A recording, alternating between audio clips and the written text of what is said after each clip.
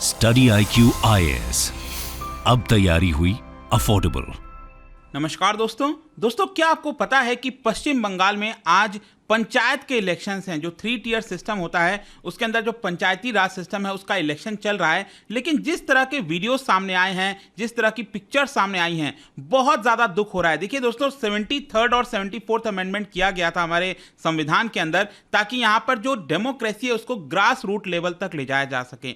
लेकिन जिस तरह से मौतें हुई हैं, यहाँ पर जो बैलेट बॉक्सेज हैं उसको जला दिया गया है, जो पोलिंग एजेंट्स हैं उनको नहीं बख्शा गया है। इसकी वजह से आप देख सकते हो यहाँ पर खबर आ रही है 11 dead in violence as Bengal votes for panchayat polls. तो मैं आपको डिटेल से बताऊंगा कि एग्जैक्टली इस समय आज हो क्या रहा है यहाँ पर, और यहाँ पर ये जो इलेक्शंस है वो इंपॉर्टेंट क्यों हो जाते हैं। और स्पेशली बंगाल में आप देखोगे तो एक लंबा इतिहास रहा है वायलेंस का। तो सारी चीज़ों के ऊपर नजर रखेंगे। चलिए आगे बढ़ते हैं, लेकिन उससे पहले ध्यान रखिएगा, आप में से जितने भी लोग यूपीएससी 2024 की प्रिपरेशन कर रहे हैं तो 3 लाइव बैच स्टार्ट किया जा रहा है परसों से, दैट इज 10th of जुलाई से। आपके पास मौका है कि प्योर इंग्लिश, प्योर हिंदी या फिर इंग्लिश बैच लेना चाहते हैं तो जल्दी से हमारे वेबसाइट ऐप पर जाइए, या फिर कमेंट सेक्शन में इसका लिंक है, वहां पर जाकर यूज करिए कोड अंकित लाइव, ताकि आपको मैक्सिमम डिस्काउंट मिले। इन सभी के अंदर मैं आपको बता दूं, प्रीलिम से लेकर इंटरव्यू तक की पूरी तैयारी कराई जाती है। आपको पर्सनल मेंटर दिया जाता है, टेस्ट सीरीज मिलती है, कुछ भी और लेने की आवश्यकता नहीं पड़ेगी। और इसके अलावा अगर आप एमसीक्यूज अटेम्प्ट करना चाहते हैं तो मेरे इंस्टा पेज पर जा सकते हैं, वहां पर स्टोरीज में जितने भी एमसीक्यूज हैं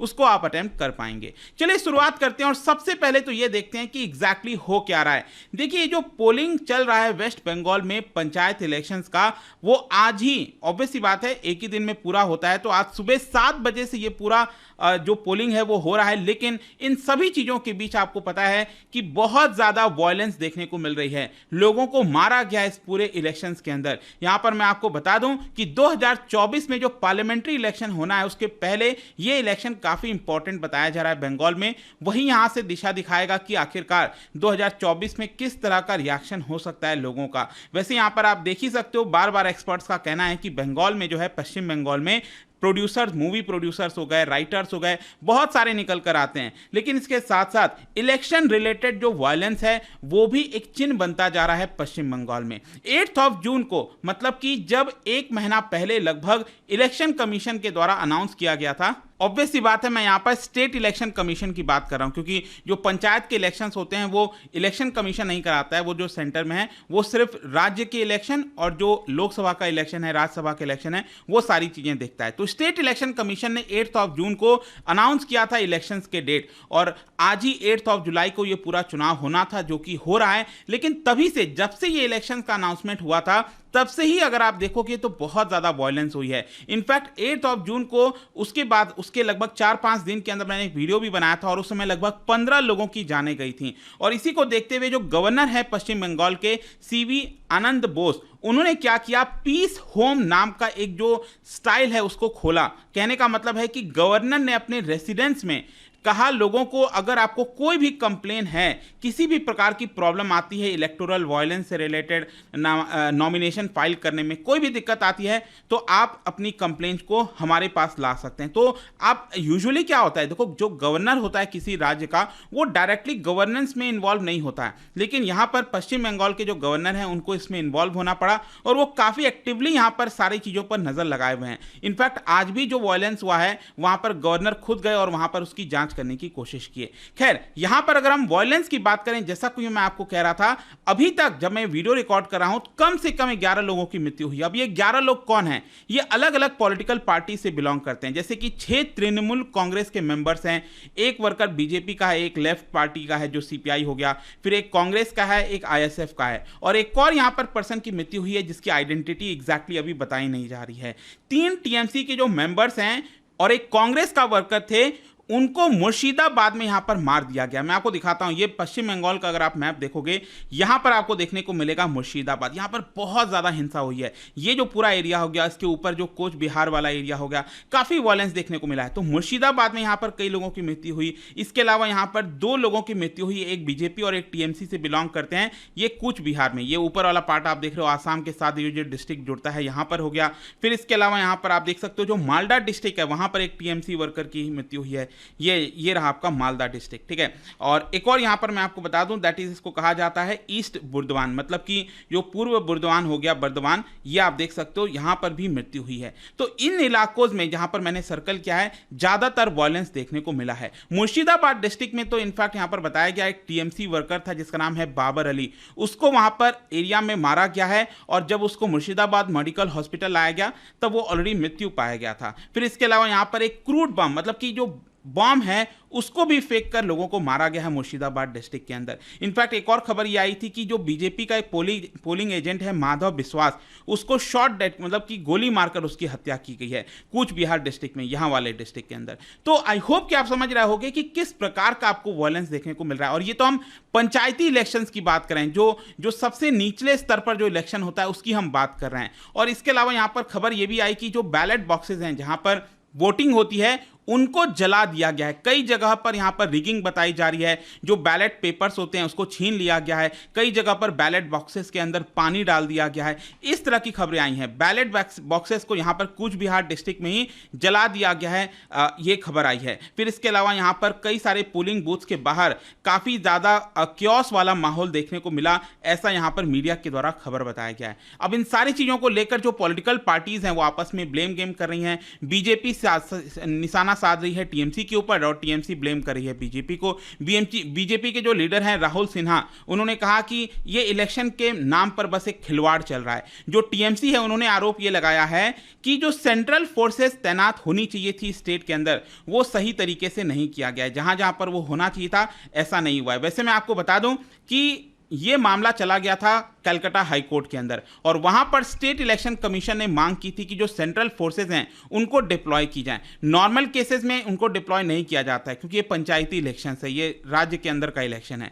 तो यहां पर जो स्टेट इलेक्शन कमीशन है बताया जाता है कि उन्होंने कलकत्ता हाई कोर्ट के अंदर मांग किया कि उनको 822 कंपनीज चाहिए सेंट्रल फोर्सेज की, लेकिन यहां पर सिर्फ 649 कंपनी सेंट्रल फोर्सेज के तैनात किए गए। लेकिन इसकी जिम्मेदारी भी स्टेट इलेक्शन कमीशन के ऊपर ही बताई जा रही है क्योंकि स्टेट इलेक्शन कमीशन ने कुछ देरी कर दी, जिसकी वजह से यहां पर प्रॉपर ट्रांसपोर्टेशन फैसिलिटीज नहीं हो पाया, बहुत सी चीजें नहीं हो पाई, जिसकी वजह से पूरे जो सेंट्रल फोर्सेस आने चाहिए था वो नहीं आ पाए। और इसी की वजह से बताया जा रहा है कि बाकी के जो सेंट्रल फोर्सेस हैं वो सैटरडे की शाम तक पहुंचेंगे जब तक इलेक्शन ओवर हो जाएगा।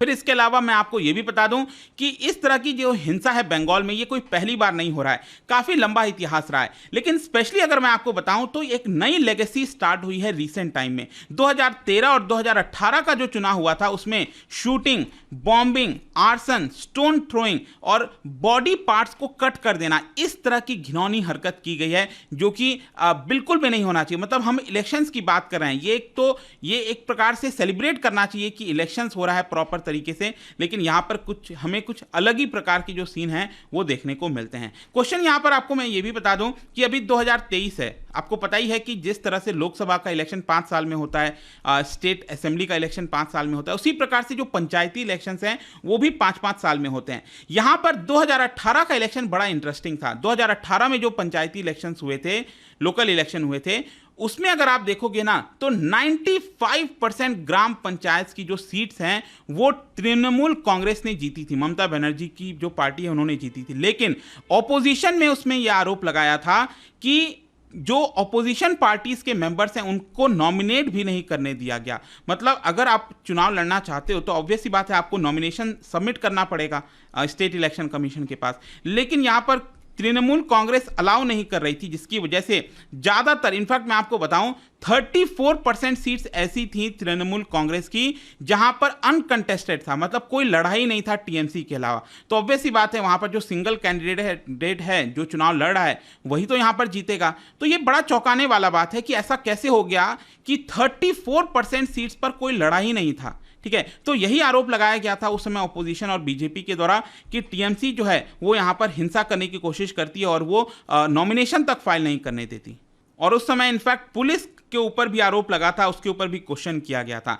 खैर, इसके अलावा फिर 2019 में लोकसभा का चुनाव होता है, आपको पता है, फिर वहां पर बीजेपी का काफी अच्छा परफॉर्मेंस रहा था। 18 जो एमपीज हैं वो लोकसभा के वो 2019 में चुनकर आए थे। फिर उसके बाद से यहाँ पर कई सारे एलिगेशंस टीएमसी के ऊपर ही आपको देखने को मिलेंगे। अब क्वेश्चन ये है कि ये जो पंचायत पोल्स है इसमें इतनी हिंसा हो रही है, ये इतना क्रूशल क्यों बताया जा रहा है? देखो 2024 में मैंने आपको बताया लोकसभा का इलेक्शन होना है, तो उसके जस्ट पहले यहाँ पर एक लिटमस टेस्ट बताया जा रहा है सभी पॉलिटिकल पार्टीज के लिए। 2021 में जो असेंबली इलेक्शन हुआ था, आपको याद है बीजेपी ने काफी कोशिश की थी, नरेंद्र मोदी, होम मिनिस्टर अमित शाह, आपको याद होगा इनफैक्ट कोविड का दौर चल रहा था और आरोप भी लगा था यहाँ पर सेंट्रल गवर्नमेंट के ऊपर, बीजेपी के ऊपर, कि वो आखिरकार इतनी बड़ी रैलीज कोविड के दौरान क्यों निकाल रहे हैं, नहीं निकालना चाहिए था। खैर उसके बावजूद भी यहाँ पर बीजेपी को काफी बड़ी हार देखनी पड़ी थी 2021 असेंबली इलेक्शन में और टीएमसी ने वो चुनाव जीत लिया था। लेकिन उसके बाद से आप देखोगे तो लगातार कई सारे आरोप लगे हैं टीएमसी के ऊपर, तृणमूल कांग्रेस के ऊपर, जैसे कि एसएससी स्कैम केस हो गया, कोल स्मगलिंग वाला केस हो गया, कैटल स्मगलिंग केस हो गया, central bureau of investigation CBI जो है उन्होंने ऑलरेडी यहाँ पर म्युनिसिपल रिक्रूटमेंट स्कैम को लेकर जो कार्रवाई है उसकी शुरुआत की गई है। यहाँ पर अभिषेक बनर्जी जो क्लोज है ममता बनर्जी के, उनके ऊपर भी सीबीआई कई सारे क्वेश्चनिंग कर रही है रिगार्डिंग एसएससी स्कैम और कोल स्कैम से रिलेटेड। ठीक है, फिर इसके अलावा यहाँ पर अभी अप्रैल के महीने में क्या हुआ था, 2-3 महीने पहले, जो राजवंशी कम्युनिटी है वेस्ट बंगाल में जो कि पॉलिटिकली बहुत ज्यादा मायने रखती है, उन्होंने यहां पर पूरा जुलूस निकाला था, रैली निकाला था, क्योंकि 17 साल की बच्ची के साथ रेप किया गया था। इस सिनारियो में पंचायती पोल्स जो है वो एक इंपॉर्टेंट इंडिकेटर हो सकते हैं आगे आने वाले समय के लिए, इसीलिए इंपॉर्टेंट हो जाता है। जाने से पहले मैं आपको यह भी बता दूं कि बंगाल के अंदर ये जो पंचायती इलेक्शंस चल रहे हैं इसके अंदर 5.6 करोड़ इलेक्टर्स हैं जो वोट दे सकते हैं, और ये कितने सीट्स को वोट दे रहे हैं? 63,000 सीट्स हैं ग्राम पंचायत के, लगभग 9,700 सीट्स हैं पंचायत समिति सीट्स के, फिर 928 सीट्स हैं जिला परिषद के, जो 3 लेवल का होता है वो है। और टोटल नंबर ऑफ कैंडिडेट्स कितने उतरे हैं इलेक्शंस के अंदर? 2 लाख से ज्यादा कैंडिडेट्स आपको देखने को मिलेंगे, जिसमें से सबसे ज्यादा तृणमूल कांग्रेस के हैं 71,000 कैंडिडेट, फिर बीजेपी के हैं 46,000 कैंडिडेट और फिर कम्युनिस्ट पार्टी 42,000 कैंडिडेट। तो देखना होगा कि आखिरकार यहां पर वायलेंस कैसे खत्म होता है। लेकिन सुबह से मैं देख रहा था, मीडिया में कई बार देखने की कोशिश की, इस तरह के पिक्चर्स आ रहे थे, मतलब इलेक्शंस के दौरान बॉम्ब करना, बॉम्ब ब्लास्ट करना, यहाँ पर शॉट कर देना, गोली से मार देना, फिर बैलेट बॉक्स को ही जला देना, लोगों की हत्या करना, बड़ा ही चिंताजनक स्थिति है। और जाने से पहले एक इंटरेस्टिंग क्वेश्चन आप सभी के लिए, क्या बता सकते हो